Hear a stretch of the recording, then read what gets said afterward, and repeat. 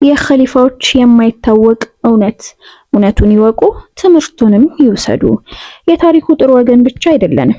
ሚስጥር፣ ጦርነት፣ ጥበብ፣ መንፈሳዊ ትምህርት ሁሉንም እዚሁ ታገኛላችሁ። አሰላሙ አለይኩም ወራህመቱላሂ ወበረካቱ። በዛሬው የታሪክ መሰናዷችን ላይ የዑመር ኢብኑል አብዱል አዚዝ የህይወት ታሪክን ባጭሩ ይዤላችሁ ቀርቤያለሁ። ዑመር ኢብኑል አብዱል አዚዝ ማን ናቸው? ሙሉ ስማቸው ዑመር ኢብኑል አብዱል አዚዝ ቢን መርዋን ቢን አልሐከም ናቸው። የተወለዱት በ681 ዓመተ ምህረት ሲሆን በ63 ዓመተ ሂጅራ ማለት ነው። በመዲና የተወለዱት። አባታቸው አብዱል አዚዝ ቢን መርዋን የግብጽ ገዢና የኸሊፋ አብዱል ማሊክ ወንድም ናቸው። እናታቸው ደግሞ ኡሙ ዓሲም ሌይላ ቢንት ዓሲም ስትሆን እሷ ደግሞ የኸሊፋ ዑመር አልፋሩቅ ቢን አልኸጣብ የዘር ልጅ ናት። ስለዚህ ዑመር ኢብኑ አብዱል አዚዝ በኸሊፋ ዑመር አልኸጣብ ዘር የተወለደ ነበር ማለት ነው። በመዲና ከታላላቅ የእስልምና ታሪክ መምህራን ጋር ተደግፎ ከነሱ ታማኝነትና የህዝብ ፍቅርን ተምሯል። ከመምህራኑ መካከል ደግሞ አብዱላህ ኢብኑ ዑመር፣ አነስ ቢን ማሊክ፣ ሰዓድ ቢን አልሙሳይጅ ናቸው። እነዚህ ሁሉ በእስልምና የታወቁ መምህራን ነበሩ። ዑመር ኢብኑ አብዱል አዚዝ የትምህርትና የባህሪ ህይወታቸው እንዴት ነበር? ከትንሽ እድሜያቸው ጀምሮ በቁርአንና በሐዲስ የተማሩ እጅግ የፍትህና የትህትና ሰው፣ የንግድ ብዛትንና መዝናናትን በጣም የሚጠሉና በመንፈሳዊ ጉዞ የተወደዱ ነበሩ። በአሁን ዘመንም እንኳ እንደ የእስልምና ፍትሃዊ መኮንን ተደርገው ይታወቃሉ። የመጀመሪያ ስራቸው የመዲና ገዢ ነበር። ኡመያውያን ኸሊፋ አብዱል ማሊክ ቢን መርዋን ዑመርን በ706 ዓመተ ምህረት ወይም ደግሞ በ87 ዓመተ ሂጅራ እንደ መዲና ገዢ አድርጎታል። ዑመር ኢብኑ አብዱል አዚዝ እንደ ገዢ በግልጽነትና በፍትህ ይታወቃል። ከመዲና ውስጥ የታላላቅ ዓሊሞችን አስቀምጦ እነሱን ለመንግስቱ አማካሪዎች አድርጓል። እያንዳንዱ ሰው የፍትህ መብቱን እንዲያገኝም አድርጓል። እንደ ኸሊፋ የተመረጡበት ጊዜ ደግሞ ከአልወሊድ ቢን አብዱል ማሊክ እና ከሱለይማን ቢን አብዱል ማሊክ በኋላ ዑመር ኢብኑ አብዱል አዚዝ በ717 ዓመተ ምህረት ወይም ደግሞ በ99 ዓመተ ሂጅራ እንደ ኸሊፋ ተመርጠዋል። በአንደኛው ቀን እንኳ በቤቱ የነበሩትን የንግድ ንብረቶች በሙሉ ለመንግስት በይቱል ማል መመለሳቸው በጣም ይገርም ነበር። በእሳቸው ህይወት ውስጥ አንድ ጊዜም ብልጽግናን አልወደዱም ነበር። ብልጽግናን ያልወደዱበት ምክንያት ግን ህዝቦቻቸውን ስለጠቀሙ ነው።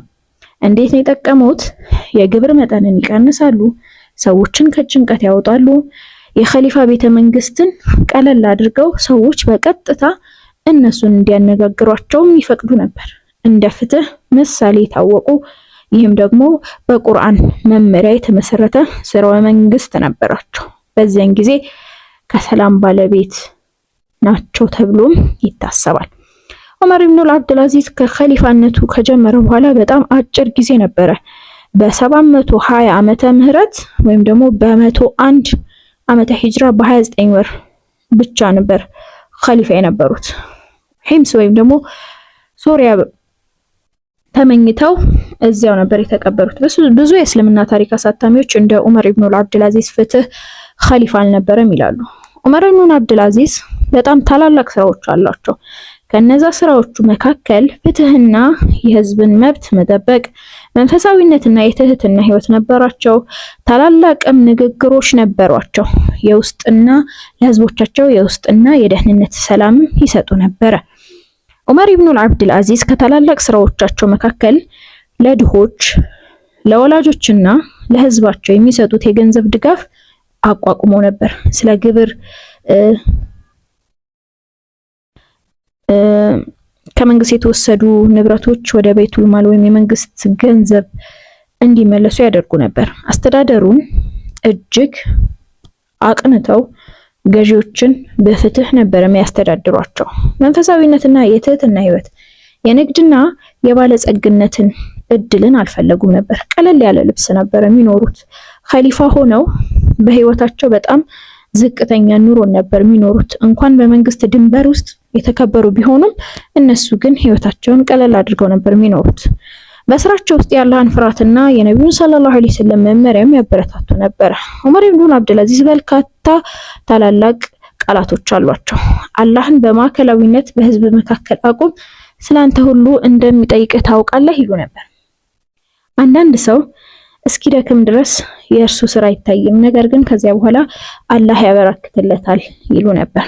በዑመር ኢብኑ አብዱልአዚዝ ዘመን በመሬት ላይ ስንፍና አልነበረም። ድሆች ገንዘብ ይቀበሉ ነበር።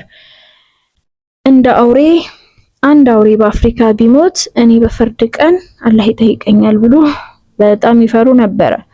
ዑመር ኢብኑ አብዱልአዚዝ በየጊዜው በህዝቡ ተወዳጅ ነበሩ። ነገር ግን በዚህ የፍትህ መንገድ ላይ በጣም ደክመው ነበር። የእርሱን መንገድ የማይወዱ ሰዎችም አሉ። እርሱን ሊመርዙትም ወይም ደግሞ መርዘውታልም ተብሏል። በሂምስ ወይም ደግሞ ሶሪያ ታመው በዚያው ነው የተቀበሩት። በመንፈሳዊና ጸጥታ በአላህ ፍቅር ነው የሞቱት።